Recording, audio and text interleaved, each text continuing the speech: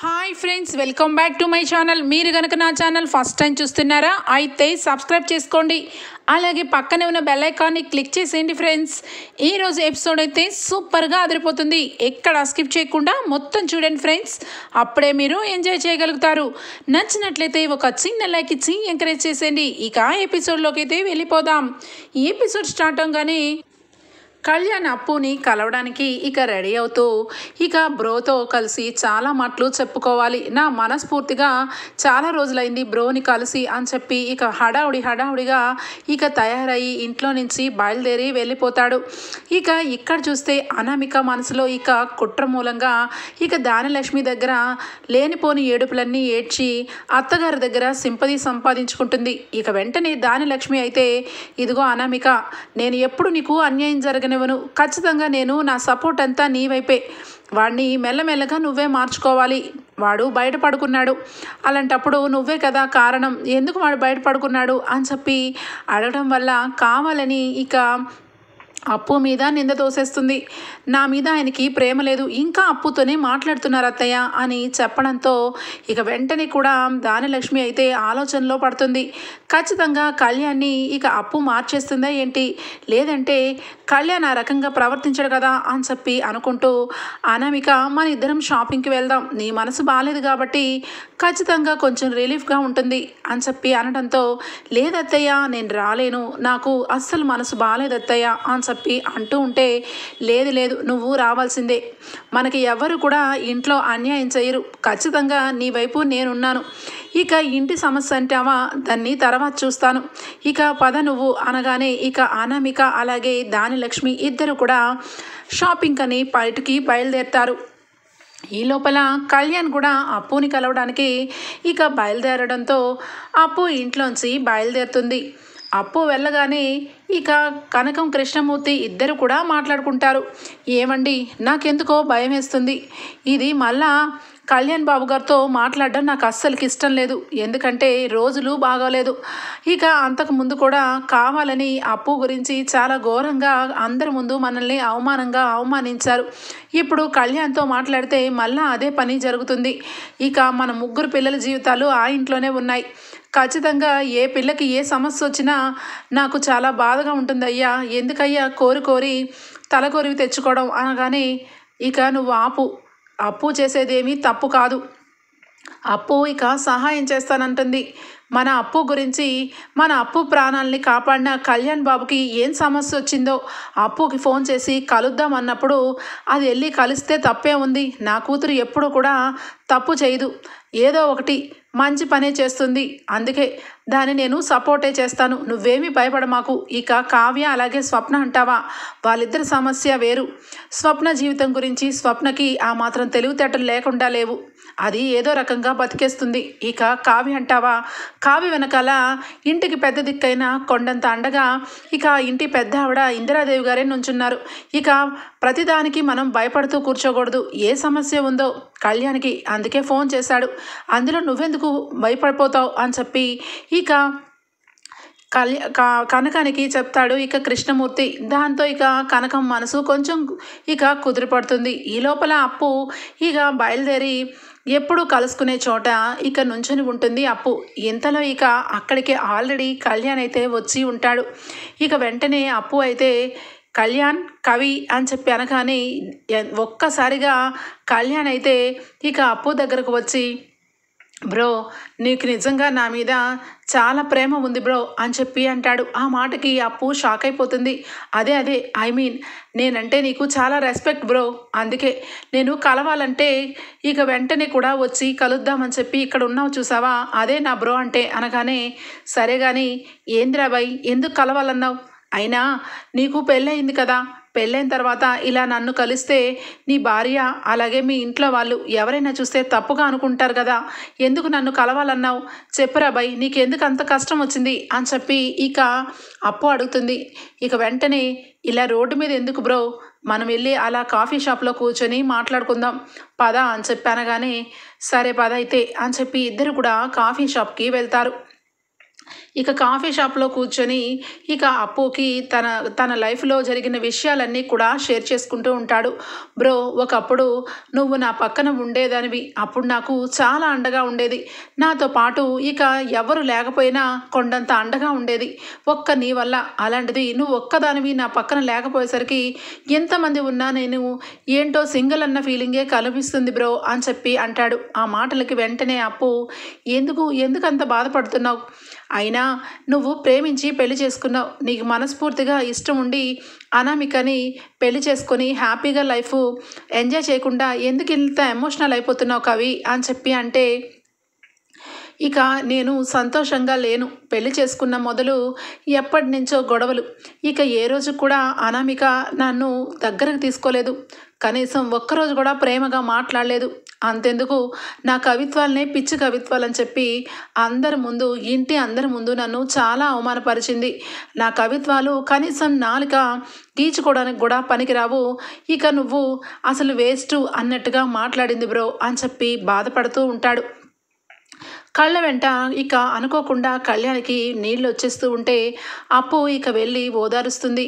ఇక తన వైపు ఎదురుగా ఉన్న సీట్లో కూర్చున్న కళ్యాణ్ పక్కకి వచ్చి, ఏందిరాబాయ్ ఇది, చిన్న పిల్లగాడి మూలంగా ఏడుస్తున్నావేంది, అసలు ఎందుకు అంత బాధపడుతున్నావు అని చెప్పి ఇక ఓదారుస్తూ ఉంటుంది. ఇక అదే టైంలో అటువైపుగా షాపింగ్ వన్కని వచ్చిన దానిలక్ష్మి అలాగే ఇక అనామిక ఇద్దరు కూడా వస్తూ ఉంటే కారులోంచి అనామిక ఎప్పుడు కూడా ఈ వైపుని కదా మాట్లాడుకుంటూ ఉంటారు. అలాగే అప్పు అలాగే ఇక కళ్యాణ్, ఖచ్చితంగా కళ్యాణ్ అప్పుని కలుస్తానన్నాడు, ఇదే ప్లేస్లో ఉండుంటాడు, ఖచ్చితంగా ఇక్కడ నాలుగు వైపులా చూస్తే దొరక్క మానరు, ఇక డైరెక్ట్గా అత్తయ్యకి చూపించి అందరి ముందు అప్పు పరువుని లాగేస్తాను, దాని అదృష్టం ఇక్కడ ఉండకపోతే దాని అదృష్టం, కనిపిస్తే మాత్రం దాని దురదృష్టం అని చెప్పి ఇక అప్పు గురించి వెతుకుతూ ఉంటే కాఫీ షాప్లో సడన్గా అప్పు కళ్యాణ్ కనిపిస్తారు. ఇక వెంటనే కూడా ఇక కొండంత బలం వచ్చినంత ఫీల్ అయిపోయి అనామిక అత్తయ్య గారు అని చెప్పి అంటుంది. ఏమైంది అనామిక, ఏమైంది అనగానే, మీ కళ్ళతో మీరు చూడండి అనగానే అప్పు ఇక షోల్డర్ మీద కళ్యాణ్ తలవాల్చి కళ్ళమట నీళ్ళు తుడుచుతూ ఇక ధైర్యం చెప్తూ ఉంటుంది. ఏందిరాబాయ్ నువ్వు ఈ రకంగా ఉంటే ఎలాగా, ధైర్యంగా ఉండాలి, అయినా అనామిక చాలా మంచిది, నిన్ను ప్రేమించి పెళ్లి చేసుకుంది, అలాంటిది నిన్నెందుకు బాధ పెడుతుంది, నువ్వు కూడా అర్థం చేసుకో, తనకు నచ్చినట్టు నువ్వు కూడా ఉండాలిరా బాయ్, ఎంతసేపు కవిత్వాలంటే కడుపు నిండదు కదా, అది నిజమే కదా, నువ్వు కూడా ఆఫీస్కి వెళ్ళి ఒకవైపు నీ ఇష్టానికి వదులుకోకుండా కవిత్వాలు ఒకవైపు అలాగే ఆఫీస్ వర్క్ ఒకవైపు రెండు వైపులా ఉంటే మీ మధ్య సమస్య ఉండదు కదరా బాయ్ అని చెప్పి ఇక అనామిక గురించి చాలా మంచిగా చెప్తూ కళ్యాణ్ని ఓదారుస్తూ ఉంటుంది. ఇక వెంటనే దానలక్ష్మి అప్పుని అలాగా కళ్యాణ్ని చూసి ఇక వెంటనే అక్కడికక్కడే దిగి ఫాస్ట్గా వెళ్ళి ఇక ఇద్దరిని అట్లానే చూస్తుంది సీరియస్గా వెళ్ళి, ఏంటి నా కొడుకు పక్కన నువ్వెందుకున్నావు అని చెప్పి గట్టిగా అరుస్తుంది. దెబ్బకి ఒక్కసారిగా కళ్యాణ్ అప్పు చూస్తారు. ఏంటి నేను ఇక్కడ ఎలా ఉన్నానా అని చెప్పి ఆశ్చర్యపోతున్నారా అని చెప్పనగానే, అది అమ్మ ఏం మాట్లాడుతున్నావు, నువ్వు రావడం ఏంటి, మేము ఆశ్చర్యపోవడం ఏంటి, నేను ఫోన్ చేస్తే అప్పు కలవడానికి వచ్చింది, అయినా మేము ఎక్కడో లేం కదా, పార్కులో కానీ ఇంకెక్కడో కానీ భయపడడానికి కాఫీ షాప్లోనే కదా ఉన్నాం అని చెప్పి అనగానే, చూసారా అత్తయ్య, ఆయన గురించి మీరు నమ్మలేదు, అప్పుతో రోజు మాట్లాడుతూ నన్ను పక్కన తోసేశారని మీకు చెప్పినా కూడా నా కొడుకు తప్పు చేయడం అని చెప్పి మీరు అనుకున్నారు, ఇక మీ కళ్ళారా చూడండి ఏ రకంగా తనని దగ్గర తీసుకుంటుందో, ఇక ఈ అప్పు ఉండగా నాతో ఎందుకు ఆయన కలిసి కాపురం చేస్తారు అని చెప్పి అనగానే అప్పు చాలా బాధపడుతూ వెంటనే పక్కకు జరుగుతుంది.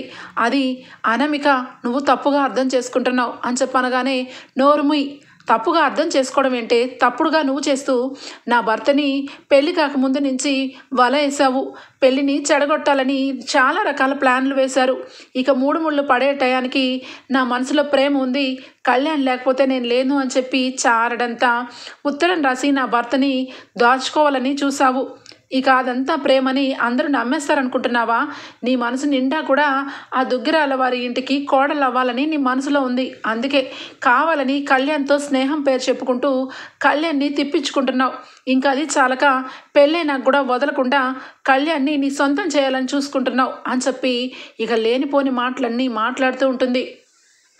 ఇక అక్కడ కాఫీ షాప్లో అందరూ కూడా విచిత్రంగా చూస్తూ ఉంటారు. అప్పుకి చాలా అవమానంగా అనిపిస్తుంది. వెంటనే కూడా అనామిక ఏం మాట్లాడుతున్నావు అని చెప్పి కళ్యాణ్ అనగానే, ఏంట్రా అనామిక మాట్లాడేది, అనామిక ఇంకా మంచిది కాబట్టి నుంచొని మాట్లాడుతుంది, అసలు ఇంకొకదైతే ఈ అప్పు చెంప చెల్లు అనిపించేది అనగానే వెంటనే, ఆంటీ ఏం మాట్లాడుతున్నారు, నేనేమి మీ అబ్బాయిని కావాలని ఇక్కడ పిలవలేదు, మీ అబ్బాయి నన్ను పిలిచాడు, ఏదో సమస్య ఉంది నీతో మాట్లాడాలని చెప్పి అనగానే వచ్చాను, నాకు ఇప్పుడు అర్థమవుతుంది అసలు కళ్యాణ్ ఎందుకు అంత ఎమోషనల్ అయ్యాడో, అంత ఎందుకు బాధపడుతున్నాడో, కనిపించేదంతా నిజం కాదు, మీరు అనుకున్నది తప్పు, నాకు అలాగే ఇక కళ్యాణ్కి చాలా మంచి ఫ్రెండ్షిప్ ఉంది అనగానే, చాలు చాలు ఆపుతావా, నీ భాగవతం అంతా చూసినాక కూడా ఇంకా నా కొడుకు గురించి నీ గురించి నమ్ముతాననుకుంటున్నావా, వాడికి ఏం మాయ చెల్లారు, అక్క చెల్లెలు ఇద్దరు కూడా, అక్కేమో ఇక తల్లిలాగా తల్లిని పక్కన పెట్టేసి ఇక వదిన అనిపించుకునేలాగా చేస్తుంది, ఇటేమో భార్యని పక్కన పెట్టేసి అప్పు అని చెప్పి నీ చుట్టూ తిరిగేలాగా నువ్వు చేస్తున్నావు, అసలు నువ్వు నిజంగా ఆడపిల్లవేనా, ఒక భర్త పెళ్ళైన అబ్బాయిని పట్టుకొని ఇలా కాఫీ షాప్లో ఇంత దగ్గరలో కూర్చొని ఉన్నావే, నీకు కొంచెం కూడా సిగ్గనిపించట్లేదా అనగానే చాలా బాధపడుతుంది అప్పు నోరు ఎత్తి ఒక్క మాట మాట్లాడాలనుకున్న చుట్టుపక్కల అందరూ కూడా అప్పు వంక చూస్తూ ఉంటారు. ఇక వెంటనే కళ్యాణ్ అయితే, అమ్మ నోరు తెరిచి ఒక్క మాట తప్పుగా మాట్లాడినా నేను అసలు ఇక్కడ బయట ఉన్నామని కూడా చూడను, నోరు మూసుకొని ఉంటే చాలా మంచిది అనగానే, ఏంట్రా నోరు మూసుకునేది, నీ భాగవతం అంతా కూడా బయటపడినాక కూడా ఇంకా మమ్మల్ని కచ్చిపుచ్చుదామని చూస్తున్నావా ఏంటి, అనామికని ప్రేమించానన్నావు, పెళ్లి చేసుకుంటానన్నావు, ఆ రకంగానే నీకు పెళ్లి చేసి కట్టబెడితే ఇప్పుడు అనామికని నెట్టెట్లో వదిలేసి ఈ అప్పుతో ఏంట్రా నీకు సంబంధం అని చెప్పి అనగానే, అమ్మ మళ్ళా అదే మాట మాట్లాడుతున్నావు అనగానే, మీ అమ్మ కాదు నేను మాట్లాడుతున్నాను, ఈ అప్పుతో మీరు తిరగట్లేదా, ఈ అప్పుతో మీరు రహస్యంగా ఇక్కడ కలిశారు, ఎందుకు కలిశారు, మీ అప్పుతో మాకెవ్వరికీ ఇష్టం లేదు, అలాంటిది అప్పునే కలిసి అప్పుతోనే ఇక్కడ మీరు ఎంతో చక్కగా ఇక ఆమె షోల్డర్ మీద తల వాల్చుకొని వయ్యారెళ్ళిపోతూ ఉండడం మేము చూడలేదనుకుంటున్నారా, ఇంకా ఎందుకండి దాస్తారు అని చెప్పి అనగానే, ఇక అప్పటికి కళ్యాణ్ అయితే చాలా విధిగా కంట్రోల్ చేసుకుంటూ ఉంటాడు కోపాన్ని. ఇక ఆ విధంగా కంట్రోల్ చేసుకుంటూ చెప్పండి, నేను మీకు అంత మొహం మొత్తేసానా, దీనిలో ఏముందండి, ఇక అప్పు అని చెప్పి తిరుగుతారు, నీకు పరాయి మొగుడితో తిరగడం తప్పించి ఇంకా వేరే వ్యసనమే లేదా, ఇక వేరే నా మొగుడే దొరికాడా నీకు అని చెప్పి అప్పు దగ్గరికి రాగానే ఇక వెంటనే అప్పుకి మండిపోతుంది బాగా. ఇక అనామికను కూడా చూసుకోకుండా ఇక చంపని చెల్లు అనిపిస్తుంది అప్పు. ఏం మాట్లాడుతున్నావు నువ్వు, ఇందాకడి నుంచి చాలా ఎక్కువే మాట్లాడుతున్నారు, కానీ నోరు కాస్త అదుపులో పెట్టుకుంటే చాలా మంచిది, నా గురించి తప్పుడుగా ఒక్క మాట మాట్లాడినా ఏం చేస్తానో నాకే తెలీదు, అసలు భర్త అనేవాడు ఇక నీ దగ్గర నుంచి నా దగ్గరకు వచ్చి నాతో మాట్లాడదానని ఎందుకు అన్నాడో ఒక్కసారి ఆలోచన చెయ్యి, అప్పుడు నీకే అర్థమవుతుంది, ఇంట్లో మనిషి ప్రశాంతంగా లేకపోతే బయటకు వచ్చి ఇదిగో ఇలాగే ఫ్రెండ్స్తో వాళ్ళ మనసులో మాట చెప్పుకుంటారు, ఇక దాన్ని కూడా తప్పుబట్టి ఈ విధంగా మాట్లాడితే పూర్తిగా మనసుని విరిచేసుకుంటారు, అది అర్థం చేసుకొని మసులుకుంటేనే నీ జీవితం, లేదంటే ఎప్పటికీ ఒంటరిగా మిగిలిపోవడమే నీ పని అనగానే, ఎంత ధైర్యం, నా ముందే నా కోడల్ని కొట్టి మాకే నువ్వు బుద్ధులు చెప్తావా అని చెప్పి కొట్టబోతుంది ఇక దానలక్ష్మి చెయ్యి పట్టుకొని, ఏంటి నన్ను కొడతారా మీరు, కొట్టే అంత సీను మీకు లేదు, మీరు మీ కోడల్ని కొడితే, లేదంటే మీ కొడుకును కొట్టండి, అంతే తప్పించి అందరినీ దారిని వెళ్ళే వాళ్ళందరినీ కొట్టుకుంటూ పోతే చూస్తూ ఊరుకోవడానికి నేనేమి నార్మల్ మనిషిని కాదు, ఇక్కడ అప్పు అనగానే ఇక దెబ్బకి సైలెంట్ అయిపోతుంది దానలక్ష్మి. ఇదిగోండి ఇంకొకసారి కనుక నా గురించి మా అక్క గురించి ఏదన్నా ఒక్క విషయంలో కూడా మాట్లాడినా నేను సహించేది లేదు. చూడు కళ్యాణ్, నువ్వు నీ జీవితంలో ఇక నాతో ఫ్రెండ్షిప్ అనేది నువ్వు మర్చిపోతే నీకే మంచిది, లేదంటే ఇదిగో ఇలానే రోడ్ల మీదకి వచ్చి అవతల జీవితాలని కొంచెం కూడా లెక్క చేయకుండా ఇదిగో ఈ రకంగా చేస్తారు, మీకు ఒక దండం, నన్ను ఎప్పుడు కూడా కలవడానికి ప్రయత్నాలు చేయొద్దు అని చెప్పి ఇక అప్పు అక్కడి నుంచి వెళ్ళిపోతుంది. ఇక వెంటనే కూడా కళ్యాణ్ అయితే చాలా కోపంతో అప్పు అనగానే, చూడరాబాయ్, నీకు నాకు ఎప్పుడు కూడా మంచి ఫ్రెండ్షిప్పే ఉంది, అది నీకు నాకు తెలుసు, కానీ చుట్టుపక్కల వాళ్ళు ఎవరికీ తెలియదు కదా. అందుకే ఈ రకంగా ఈ ఈ మంచితోనే మన ఫ్రెండ్షిప్ అనేది దూరం అయితే మంచిది అని చెప్పి అక్కడి నుంచి అప్పు వెళ్ళిపోతుంది. ఇక వెంటనే కూడా అనామిక అసలు చాలా కోపంతో, చూసారా అత్తయ్య దాని పొగరు, మీ ముందే ఇక నన్ను ఎలా కొట్టిందో దాని పొగరు దించాలి. తనకి ఎందుకు అంత కొమ్మలంటే మీ అబ్బాయి నన్ను ఇక్కడ కొట్టి ఇక్కడ మనం ఇద్దరం ఉన్నా కూడా అప్పు అని చెప్పి దాని వెనకాల వెళ్తున్నారు. ఇక జీవితంలో ఇంకా నేను ఏం చేయాలో నాకేం అర్థం కావట్లేదు అని చెప్పి ఇక బాగా ఏడుస్తూ ఉంటుంది అనామిక ఏడుస్తున్న కళ్యాణ్ అయితే కనీసం దగ్గరకు కూడా రాడు. ఇక వెంటనే అక్కడి నుంచి ఇక కారులోంచి ఇంటికి వెళ్ళిపోతాడు. అలాగే ఇక దానిలక్ష్మి ఇక అనామిక ఇద్దరు కూడా కాఫీ షాప్లో నుంచొని ఉండగానే ఇక వెంటనే దానిలక్ష్మి అయితే దీని సంగతి ఇలా కాదు, దీని సంగతి నేను తేల్చాలి అని చెప్పి ఇక వెంటనే పద అనామిక అని చెప్పి ఇక ఇంటికి బయలుదేరుతారు. ఇక ఇక్కడ చూస్తే రాజేమో కావ్య వాళ్ళ బావకి ఇద్దరిని కూడా మంచిగా హ్యాపీగా వెళ్ళండి, సినిమాలకు వెళ్ళండి, షికార్లకు వెళ్ళండి, ఇంకా కావాలంటే నా కారును కూడా ఇస్తాను, ఇద్దరు యూస్ చేసుకొని మంచిగా బయటకు వెళ్ళి ఎంజాయ్ చేయండి అని చెప్పి చెప్పడంతో కావ్య వాళ్ళ బావ షాక్ అయిపోతారు. అసలు ఎందుకు ఈ రకంగా మాట్లాడుతున్నారని చెప్పి ఇక ఇందిరాదేవితో ఈ విషయం చెప్పగానే వాడేంటి ఏదో కొత్తగా ప్లాన్ చేసినట్టున్నాడు, అందుకే కావాలని మిమ్మల్ని ఇద్దరిని వెళ్ళమంటున్నాడు, వాడి గురించి నాకు తెలుసు అని చెప్పి వాడికి తగిన గుణపాఠం చెప్పాలి అని చెప్పి అంటుంది. ఇక ఇంతలో ఇక వెంటనే రాజు అయితే కిచెన్లోకి వస్తాడు. కావ్య వంట చేస్తూ ఉంటే కళావతి అని చెప్పి అంటాడు. ఏంటి ఏమైంది దీనికి, ఇందాకటి నుంచి తేడాగా ఉన్నారు అని చెప్పి కావ్య అనుకుంటూ ఉంటే, చూడు కళావతి నీకు సర్ప్రైజ్ అని చెప్పి ఇక ఒక కార్డ్ని ఇస్తాడు. కవర్ని ఓపెన్ చేయి, అందులో ఏముందో చూడు అనగానే ఇక సైలెంట్గా మెల్లగా ఓపెన్ చేస్తుంది. లోపల పాస్బుక్ ఉంటుంది. పాస్బుక్ నువ్వు మొన్నే అనుకున్నావు కదా పాస్బుక్ అప్లికేషన్ ఫిలప్ చేయమని, నువ్వు అప్లికేషన్ ఫిలప్ చేయమన్నావు అంతే, నేను ఏకంగా నీకు పాస్పోర్టే రెడీ చేయించాను. ఇక నీకు ఇంకా ఎదురే లేదు కళావతి, హ్యాపీగా నేను నిన్ను ఇక వదిలిపెట్టాలనుకుంటున్నాను కదా. ఇక మన ఇద్దరం కూడా విడిపోయినాక, మన ఇద్దరికి డైవర్స్ అయిపోయినాక హ్యాపీగా నువ్వు మీ బావతో చక్కగా చెట్టా పట్టాలేసుకొని ఫారెన్ వెళ్ళిపోయి హ్యాపీగా నీ లైఫ్ని లీడ్ చేయి అని అంటాడు.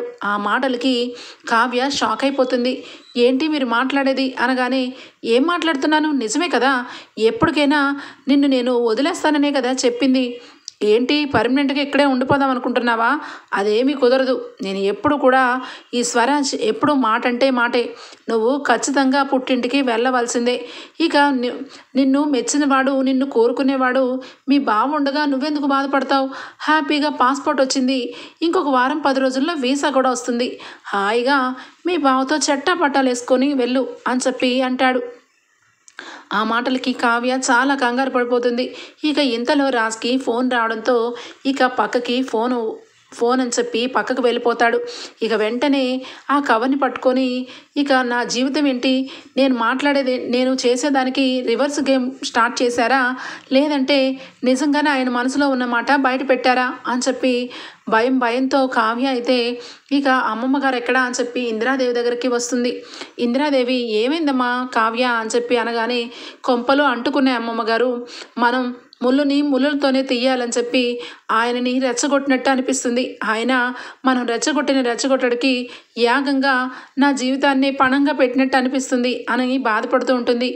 ఏమైంది కావ్య చెప్పు అనగానే, పాస్పోర్ట్ తెచ్చి మనం పాస్పోర్ట్ అప్లికేషన్ తీసుకొచ్చి ఆయన ముందు పెడితే ఆయన భయపడిపోయి ఖచ్చితంగా ఆయన మనసులో ఉన్న ప్రేమ బయట పెడతారు అని చెప్పి ఈ పని చేస్తే చివరాఖరికి ఆయన నన్నే ఇక నా బావని ఇద్దరిని కూడా ఫారెన్ పంపించడానికి వీసా ఏర్పాట్లు చేస్తున్నారని చెప్పారా అమ్మమ్మ గారు అని అంటుంది.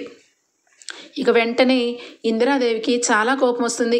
నా మనవడు మొండివాడు, వాడి మొండితనానికి నేను జగమొండి, వాడు ఎవరు మనవడు, ఈ ఇందిరాదేవి మనవడు, ఈ ఇందిరాదేవి దగ్గర వేషాలు వేస్తాడా వీడి మనసులో ఉన్న ప్రేమ బయట పెట్టాలని మనం డ్రామా చేస్తే, వీడు అంతకు పై ఎత్తు డ్రామా వేస్తే నేను ఊరుకుంటానా, ఖచ్చితంగా వీడికి ఇక గట్టి షాకే తగలాలి, వీడు అనుకోని విధంగా వీడు ఖచ్చితంగా నీ దారికి రావాల్సిందే, ఇంకా స్టార్ట్ చేయాల్సిందే అని చెప్పి వెంటనే కావ్య నువ్వు మీ బావ ఇద్దరు కూడా కారులో బయటకు వెళ్ళండి, బయటికి వెళ్ళినాక కథ నేను తిప్పుతాను అని చెప్పి అనగానే ఏమో నాకైతే భయం వేస్తుంది అమ్మమ్మ అనగానే నువ్వేమి భయపడద్దు, జయం మందే, ఖచ్చితంగా ఈరోజు వాడు మనసులో ప్రేమ బయట పెట్టాల్సిందే అని చెప్పి అనడంతో ఇక వెంటనే కావ్య ఏమో అమ్మమ్మ నాకు భయం వేస్తుంది అనగానే నువ్వు అలాగే ఇక మీ బావ ఇద్దరు కూడా బయటికి వెళ్ళండి, బయటికి వెళ్ళినాక ఇక కొంచెం సేపు అయినాక మీ బావ ఇంటికి వస్తాడు, ఇక నువ్వైతే రావద్దు, ఖచ్చితంగా నువ్వు ఎక్కడికో వెళ్ళిపోయినట్టుగా కనబడినట్టుగా ఒక 2 గంటలు వాడి ముందు డ్రామా నేను చేస్తాను, వాడి మనసులో ఉన్న ప్రేమ వాడు బయట పెట్టకపోతే నేను నా పేరే మార్చుకుంటాను అని చెప్పి అంటుంది. ఎందుకు అమ్మమ్మగారు ఈ రిస్క్ అనుకుంటా అనగానే రిస్క్ లేకుండా జీవితాలు ఎలా నిలబడతాయి కాలావతి, సారీ కావ్య అని చెప్పి అనడంతో ఇక వెంటనే సరే అమ్మమ్మ నీ ఇష్టం మరి అని చెప్పి అక్కడి నుంచి బయలుదేరుతారు కావ్య అలాగే కావ్య వాళ్ళ బావ. ఇద్దరు కూడా ఇక వెళ్ళడంతో రాజ్ ఇక ఒంటరిగా కూర్చుని ఉంటాడు. అప్పటికే అపర్ణాదేవి అలాగే ఇంకా ఇంట్లో వాళ్ళు ఎవరి రూమ్లో వాళ్ళు ఉంటారు. అపర్ణాదేవి అయితే స్పెషల్గా వాళ్ళ ఫ్రెండ్ బర్త్డే పార్టీకి వెళ్ళడం వల్ల అపర్ణ సుభాష్ ఇంట్లో ఉండరు. ధానలక్ష్మి అలాగే అనామిక బయటికి షాపింగ్కి వెళ్ళిపోతారు. ఇక బామ్మగారు అలాగే ఇక మధ్యలో ఇంకా రాజ్ ఉంటాడు. రాజ్ దగ్గరికి వచ్చి ఏమైందిరా నా మనవరాలు ఎక్కడికి వెళ్ళింది అనగానే వాళ్ళ బావతో షికార్కి వెళ్ళింది అమ్మమ్మ, ఎంతైనా ఈ మధ్య కళావతిలో చాలా మార్పు వచ్చింది, నన్ను వదిలేసి వాళ్ళ బావ అని చెప్పే తిరుగుతుంది అని చెప్పి ఇక కావ్య కోసం అంటూ ఉంటే ఏమోరా వెళ్ళి చాలాసేపు అయినట్టుంది ఇంకా రాలేదేంటి, ఎందుకైనా మంచిది ఒకసారి ఫోన్ చేయొచ్చు కదా అనగానే ఇంతలో ఇక కావ్య వాళ్ళ బావ వస్తూ ఉంటాడు.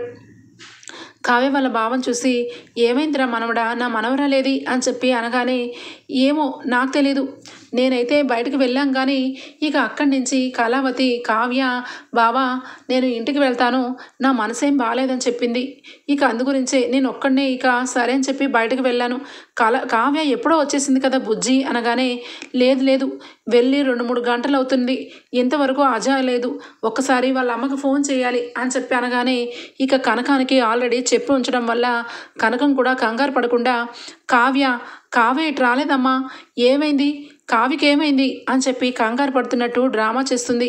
ఇక వెంటనే కూడా ఇక కావ్య కూడా అటువైపు కూడా ఎరలేదంటరా, ఏమైందిరా నా మనవరాల్ని ఏమని బెదిరించావురా, ఎప్పుడూ లేంది కావ్య మనసులో బాధతో తను వెళ్ళినప్పుడు తన మొహంలో నేను చూశాను, తన మొహంలో నేను ఏడుపుని పసిగట్టాను అని అనడంతో ఇక వెంటనే కావ్య వాళ్ళ బావ ఏమో పాస్పోర్ట్ అయితే తీసుకొచ్చి అన్నయ్య చేతిలో పెట్టి ఇక నువ్వు హ్యాపీగా ఫారెన్ వెళ్ళొచ్చని చెప్పాడంట. అది తెలుసుకున్న మరుక్షణం నుంచి కావ్య మనసులో మనసు లేదు, ఇక నాతో కూడా సరిగా మాట్లాడలేదు బుజ్జి ఈరోజు అనగానే ఇక వెంటనే రాజ్ అయితే ఒక్కసారిగా షాక్ అయిపోతాడు.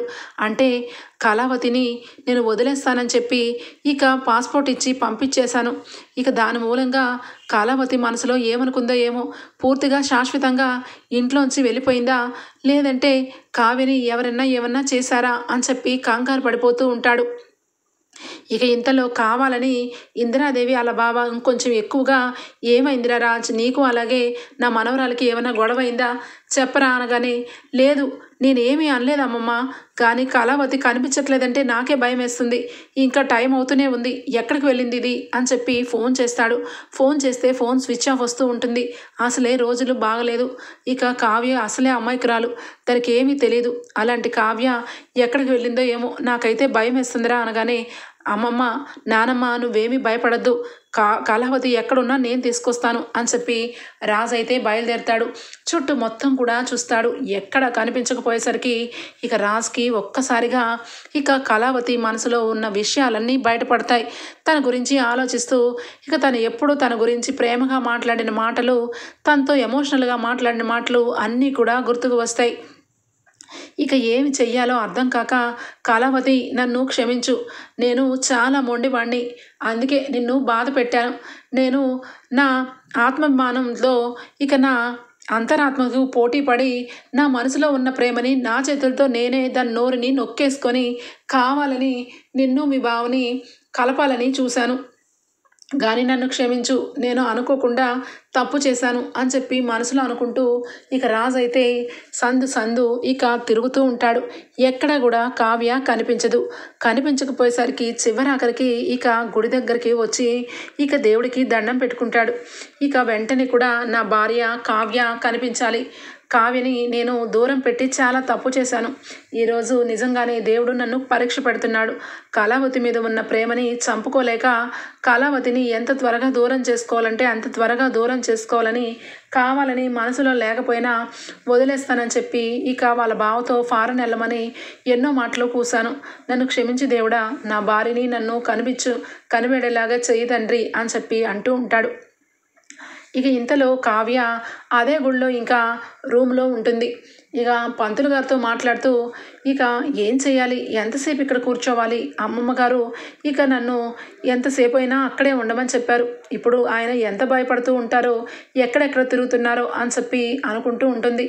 ఇంతలో ఇంకా చిన్నపిల్లలు ఒక 2-3 రాగానే కావ్య బోరుగా ఫీల్ అవుతూ ఉంటుంది.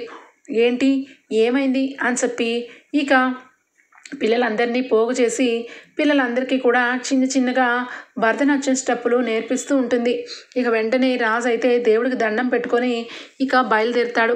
కావ్యని మనసు విరిచేసింది నేనే. ఇప్పుడు కావ్య కావాలనుకున్న కలవలేని పరిస్థితి, అసలు ఎక్కడికి వెళ్ళిపోయిందో ఏమో అని చెప్పి ఇక బాధపడుతూ భయం పడుతూ ఒక్కసారి కావ్యకి ఫోన్ చేద్దాం అని చెప్పి ఇక ఫోన్ చేస్తాడు. ఇక వెంటనే ఫోన్ రింగ్ అవుతూ ఉంటుంది. ఇక వెంటనే లిఫ్ట్ చేస్తుంది కావ్య. హలో అనగానే కళావతి అని చెప్పి అంటాడు. వెంటనే ఏమండి మీరా అనగానే ఏమైంది కళావతి, ఎక్కడున్నావు నువ్వు? ఇప్పుడు వరకు నీ గురించి వెతుకుతూనే ఉన్నాను, నువ్వు ఎక్కడికి వెళ్ళిపోయావు అనగానే నేను ఎక్కడికి వెళ్ళలేదండి, గుడికి వచ్చాను, గుడిలో దర్శనం చేసుకొని ఇక చిన్న పని ఉంటే ఇదిగో ఇక్కడ చిన్నపిల్లలకి డ్యాన్స్ నేర్పిస్తున్నాను అనగానే ఎక్కడ అనగానే ఇదిగోండి ఇక్కడ అని చెప్పి ఇక గుడి అడ్రస్ చెప్తూ ఉంటే అదేంటి, నేను కూడా ఇక్కడే ఉన్నాను కదా, ఎక్కడుంది కళావతి అని చెప్పి చూసేసరికి ఇక వెంటనే పిల్లలకి ఇక డ్యాన్స్ పాఠాలు చెప్తూ ఉంటుంది. ఇక అక్కడ చూసిన రాజు అయితే కళావతి అని చెప్పి గట్టిగా వచ్చి పరుగున హక్ చేసుకుంటాడు.